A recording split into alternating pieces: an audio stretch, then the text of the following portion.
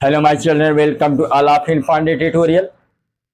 जैसा कि बेटा हम आप लोगों को UP board and CBSE board जो पहला चैप्टर है नंबर सिस्टम संख्या पद्धति क्लास 9 मैथमेटिक्स आज मैं स्टार्ट करने जा रहा हूं। पहले चैप्टर से मैं आपको जितने रूल हैं इसमें जो सूत्र हैं, इसके लगाने की विधि क्या है, प्रमुख परिभाषा क्या है, इन सब के विषय में हम आपको पढ़ाएंगे और आप जो है इसका नोट्स बनाइए और मेहनत से पढ़िए। बेटा नंबर सिस्टम संख्या पद्धति क्या है, इसमें सम संख्या क्या है, विषम संख्या क्या है, भाज्य संख्या क्या है, भाज्य संख्या क्या है, रामानुजन संख्या क्या है, यौगिक संख्या क्या है, ऋण संख्या क्या है, इन सबके विषय में हम वीडियो बना चुके हैं। जो बच्चे अब तक न देखे हों वो प्ले लिस्ट में जाकर इसको देख सकते। तो चलिए प्रश्नावली एक का जो संख्या पद्धति प्रश्नावली एक जो सवाल है उसको हम देखते हैं। जैसे इसमें पहला सवाल है कि 20 और 40 के बीच समस्त धन पूर्णांक ज्ञात कीजिए। तो सम पूर्णांक क्या होता है बेटा, सम संख्या क्या होती है पहले समझिए। जो संख्याएं 2 से भाग देने पे कट जाए, जो संख्याएं 2 से भाग देने पर कट जाए उसे क्या कहते हैं बेटा, सम संख्या। जैसे 2, 4, 6, 8, 10, 12 ये क्या होंगे, 2 से कट जाएंगी, ये सम संख्या है। विषम संख्या क्या होती है, जो संख्याएं 2 से भाग देने पर न कटे उसे क्या कहते हैं बेटा, विषम संख्या कहते हैं। जैसे आपका 3, 5, 7, 9, 11, 15 ये क्या है, विषम संख्या है। अब अभाज्य संख्या क्या होती है, यानी जो संख्याएं स्वयं और एक के अतिरिक्त किसी भी संख्या से विभाजित न हो उसे क्या कहते हैं, अभाज्य संख्या। इसको हम ऋण संख्या के नाम से भी जानते हैं। जैसे इसमें पहला सवाल है आपका, इसने कहा 20 और 40 के बीच, 20 और 40 के बीच समस्त सम धन पूर्णांक, समस्त सम धन पूर्णांक। तो क्या करेंगे, अब देखेंगे 20 के ऊपर और 40 के अंदर ऐसी कितनी संख्याएं हैं बेटा जो 2 से कर सकते हैं, 2 से विभाजित हो सकती हैं। तो संख्याएं देखिए 22 हुआ बेटा, 24 हुआ, 26 हुआ, 28 हुआ, 30 हुआ, 32 हुआ, 34 हुआ, 36 हुआ और 38। देखिए ये संख्याएं 2 से कट जाएंगी। देखिए 20 के ऊपर 40 के अंदर ये सारी संख्याएं जो है 2 से विभाजित हो जाएंगी। तो समझ गए ना, 20 और 40 के बीच समस्त धन पूर्णांक कौन कौन सी हुई, 22, 24, 26, 28, 30, 32, 34, 36, 38। अब देखिए क्वेश्चन नंबर 2 है, क्वेश्चन नंबर 2 पूछा 1 से 10 तक अभाज्य धन पूर्णांक। क्या पूछा है, 1 से 10 तक अभाज्य धन पूर्णांक।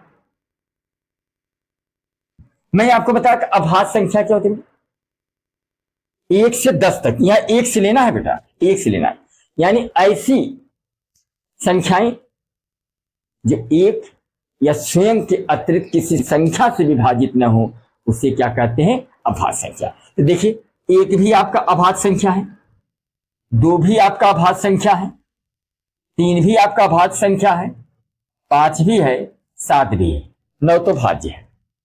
1, 2, 3, 5, 7 ये क्या है, अभाज्य संख्या है। क्या है, अभाज्य संख्या। हाँ एक चीज याद रखिए, कभी कभी पूछता है कि सबसे छोटी सम अभाज्य संख्या क्या है। तो सबसे छोटी सम अभाज्य संख्या क्या होती है बेटा, 2। लिख भी दे रहे हैं, सबसे छोटी सम अभाज्य संख्या, सम अभाज्य संख्या 2 होती है।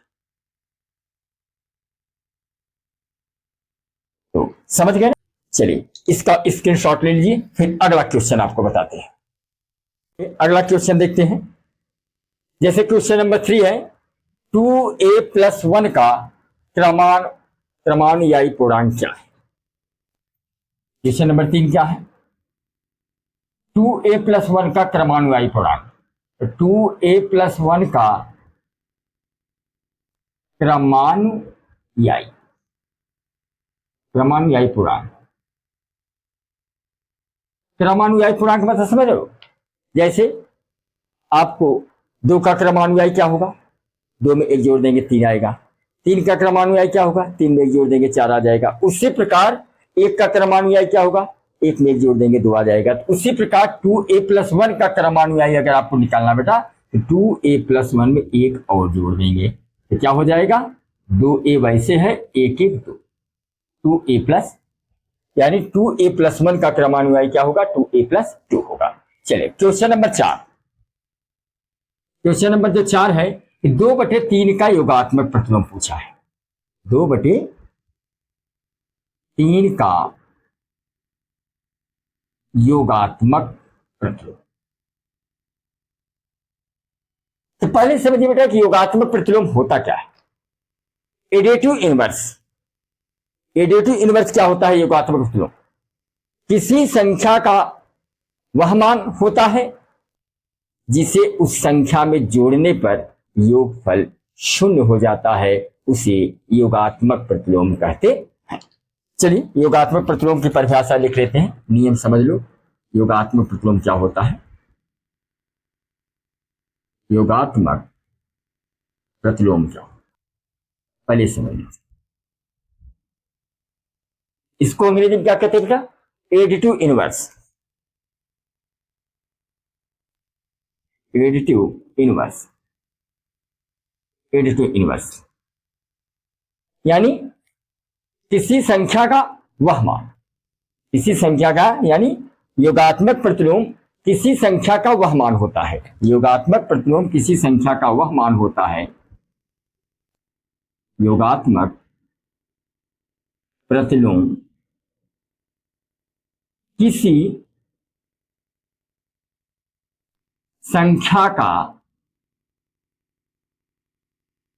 संख्या का वह मान होता है। हमने क्या बताया? योगात्मक प्रतिलोम किसी संख्या का वह मान होता है जिसे उस संख्या में जोड़ने पर 0 प्राप्त होता है। जिसे उस संख्या में जोड़ने पर 0 प्राप्त होता है। क्या प्राप्त होता है? 0 प्राप्त होता है, योगात्मक प्रतिलोम कहलाता है।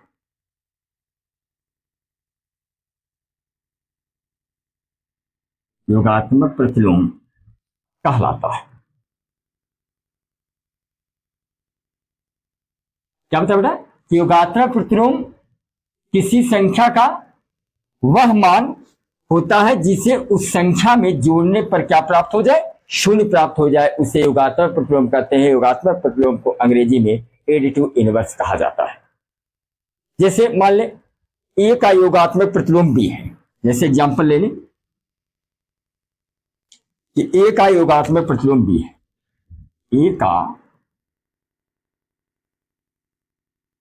योगात्मक प्रतिलोम क्या है बेटा? ए का योगात्मक प्रतिलोम बी है। तो क्या लिखा जाएगा इसे? a + b = c। अब देखिए जिसे इसमें पूछा है कि 2/3 का योगात्मक प्रतिलोम क्या हो? 2/3 का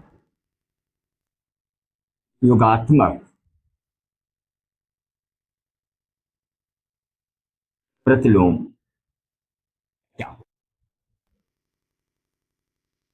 क्या हो?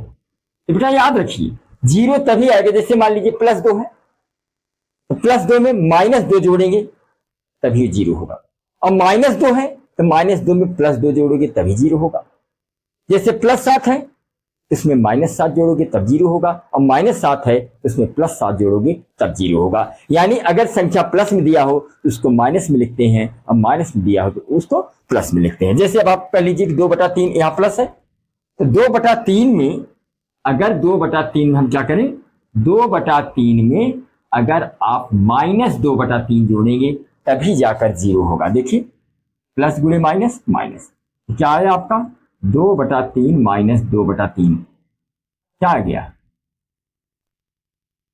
2/3 कट गया तो क्या हुआ 0। अर्थात आप कह सकते हैं कि 2/3 का योगात्मक प्रतिलोम क्या होगा, -2/3। यह हुआ बेटा आपका आंसर। तो समझ गए, इतने याद रखिए, कोई संख्या अगर प्लस में दिया है तो उसको माइनस में कर देंगे बेटा, और माइनस दिया है तो उसको हम प्लस में कर देंगे, यानी प्लस में है तो माइनस में, माइनस में है तो प्लस में कर देते हैं। यही है योगात्मक प्रतिलोम। चलिए इसका स्क्रीनशॉट ले लीजिए, फिर अगला क्वेश्चन देखते हैं। चलिए अगला क्वेश्चन देखते हैं। क्वेश्चन है कि -5 का गुणात्मक प्रतिलोम ज्ञात कीजिए। तो पहले बेटा से समझिए गुणात्मक प्रतिलोम होता क्या है। मल्टीप्लीकेटिव इनवर्स, इंग्लिश में क्या कहते हैं इसको, मल्टीप्लीकेटिव इनवर्स। गुणात्मक प्रतिलोम क्या होता है, किसी भी संख्या की गुणात्मक प्रतिलोम, किसी भी संख्या का गुणात्मक प्रतिलोम वह संख्या होती है जिससे उस संख्या का गुणा करने पर उत्तर क्या आए बेटा, 1 आए, उसे क्या कहते हैं, गुणात्मक प्रतिलोम। चलिए गुणात्मक प्रतिलोम पहले परिभाषा लिख लेते हैं। गुणात्मक प्रतिलोम क्या है, इस पहले रूल लिख लीजिए आप। गुणात्मक प्रतिलोम, गुणात्मक प्रतिलोम,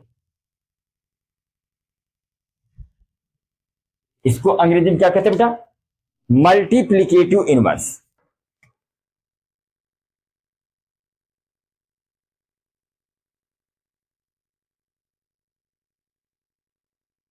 मल्टीप्लीकेटिव इनवर्स। गुणात्मक प्रतिलोम होता क्या है, किसी भी संख्या का गुणात्मक प्रतिलोम वह संख्या होती है, किसी भी संख्या की गुणात्मक प्रतिलोम, किसी भी संख्या के गुणात्मक प्रतिलोम वह संख्या होती है जिससे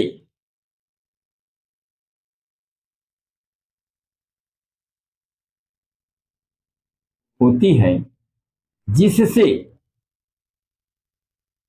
जिससे उस संख्या का गुणा करने पर क्या आए बेटा, 1 आए, जिससे उस संख्या का गुणा करने पर उत्तर क्या है बेटा, 1 आए। उत्तर क्या है, 1 आए, 1 आता है, 1 आता है, गुणात्मक प्रतिलोम कहलाता है।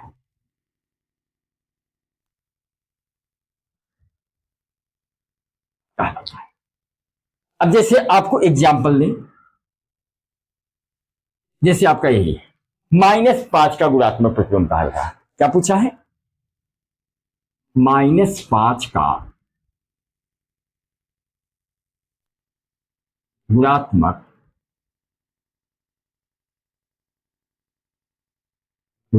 प्रतिलोम, यानी अब इस -5 में हम कितने का गुणा कर दें, कितने का गुणा कर दें तो क्या आएगा, उसका जो है गुणात्मक प्रतिलोम 1 आ जाए। इसमें अगर गुणा करें हम, -5 का गुणात्मक प्रतिलोम अगर निकालेंगे तो -5 में हम कितने गुणा करें कि 1 आ जाए। देखिए अगर हम -5 में बेटा अगर 1/5 का गुणा करते हैं, 1/-5 का गुणा करते हैं, -5 में कितने गुणा करते हैं, -1/5 गुणा करेंगे तो माइनस से माइनस कट जाएगा, और 5 से भैया -5 से -5 कट गया, कितना आया 1। यानी -5 में अगर हम 1/-5 का गुणा करेंगे तब उत्तर कितना आएगा, 1। अर्थात हम कह सकते हैं कि -5 का गुणात्मक प्रतिलोम क्या हो जाएगा, 1/-5। और भी जैसे आप एग्जाम्पल, जैसे तो मान लीजिए चौथा सवाल ही था, और भी आप एग्जाम्पल ले लीजिए, जैसे पूछ दे कि -7 का गुणात्मक प्रतिलोम क्या होगा, या 1/-7 का गुणात्मक प्रतिलोम क्या होगा। जैसे -7 का गुणात्मक प्रतिलोम पूछे तो 1/-7 होगा, ठीक है, क्या होगा, 1/-7 होगा। जैसे कह दिया या 1/-7 हो जाए, 1/-7 का गुणात्मक प्रतिलोम क्या हो, गुणात्मक प्रतिलोम ज्ञात करो। जैसे सवाल है कि 1/-7 का गुणात्मक प्रतिलोम ज्ञात करो, तो 1/-7 में हम कितने गुणा कर दे कि उत्तर 1 आ जाए, इसमें बेटा हम -7 का गुणा करेंगे। तब देखिए -7 से -7 कट गया, क्या आया, 1। अर्थात आप कह सकते हैं 1/-7 का गुणात्मक प्रतिलोम क्या होगा, -7। चलिए एक क्वेश्चन मैं दे रहा हूं कि -2/3 का गुणात्मक प्रतिलोम, -2/3 का गुणात्मक प्रतिलोम ज्ञात करो। और एक सवाल, -4 का गुणात्मक प्रतिलोम लिखिए।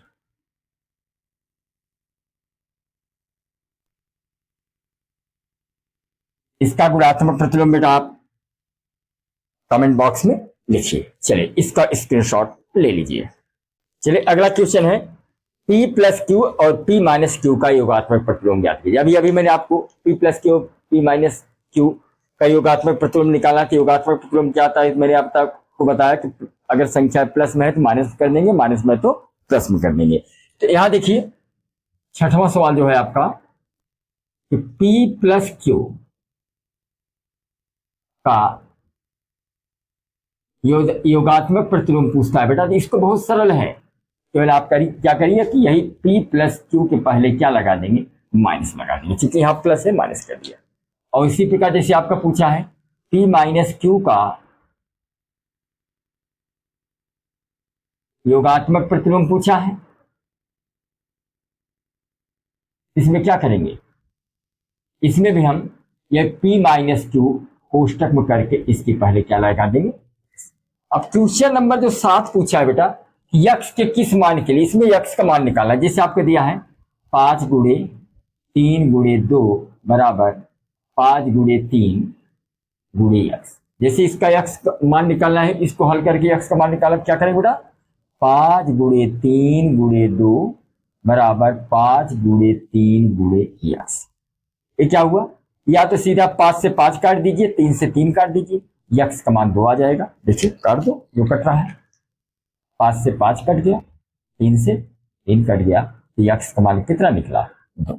चलिए इसका भी आप स्क्रीनशॉट ले लीजिए। अगला क्वेश्चन देखते बेटा, जैसे इसमें पूछा कि पूर्णांकों में ऐसी कौन सी संख्या है जो स्वयं की योज्य प्रतिलोम होती है। पूर्णांक संख्या क्या होता है, मैंने इसको पहले पढ़ा दिया बेटा, ये ना देखो पीछे जाके प्लेलिस्ट में आप देख सकते हैं, मैंने पूरा जो है सम विषम पूर्णांक सारी चीजों को पढ़ा रखा है। यानी प्राकृतिक संख्या में जीरो जोड़ देने पर, अगर कोई प्राकृतिक संख्या है उस प्राकृतिक संख्या में जीरो जोड़ दीजिए तो पूर्णांक संख्या हो जाती है। तो जीरो भी एक पूर्णांक संख्या है। इसमें कहा है कि पूर्णांकों में ऐसी कौन सी संख्या है जो स्वयं की योज्य प्रतिलोम होती है, इसका उत्तर होगा बेटा 0। जीरो ही ऐसा पूर्णांक है जिसका योज्य प्रतिलोम 0 ही होता है। तो आप लिख देंगे तो पूर्णांकों में 0 ही एक ऐसी संख्या है। क्वेश्चन नंबर 8 में केवल आप उत्तर में क्या लिखेंगे कि पूर्णांकों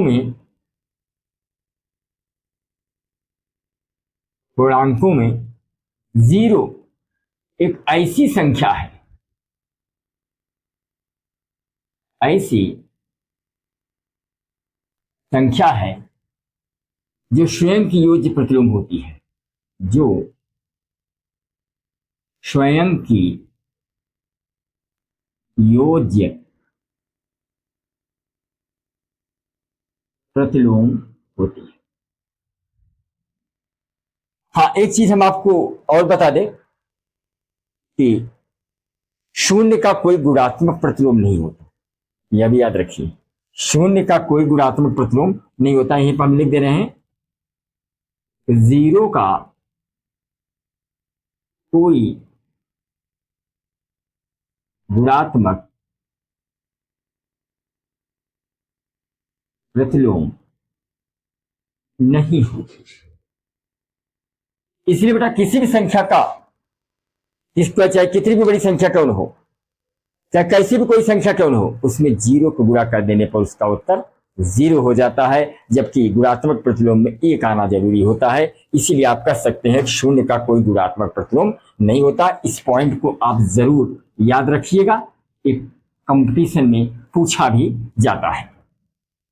तो समझ गए, पूर्णांकों में शून्य एक ऐसी संख्या है जो स्वयं का योग्य प्रतिलोम होता है।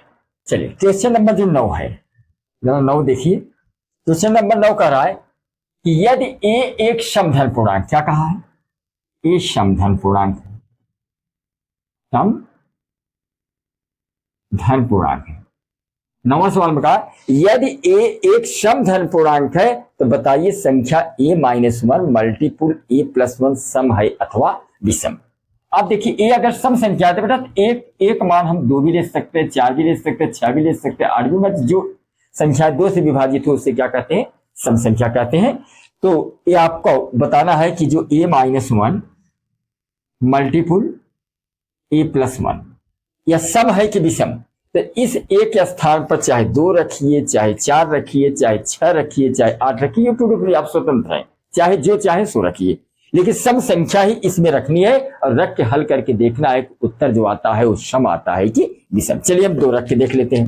2 रखेंगे तो a बराबर अगर हम 2 रखते हैं बेटा, यहाँ a का स्थान क्या हुआ, 2 - 1, फिर एक स्थान क्या रखा, 2 + 1, 2 में से 1 गए 1 और 2 में 1 जोड़ा 3, 3 1 का 3, ये 3 क्या है, विषम है। 3 क्या है बेटा, विषम। चलिए हम a बराबर 4 रख के देखते हैं, a -1 गुणे a +1, एक स्थान 4 रखेंगे, 4 - 1 और 4 + 1, 4 में से 1 गए 3 और 4 1 5, 5 3 आई 15, 15 भी क्या है बेटा, विषम है। तो समझ गए। चलिए इसका स्क्रीनशॉट ले लीजिए।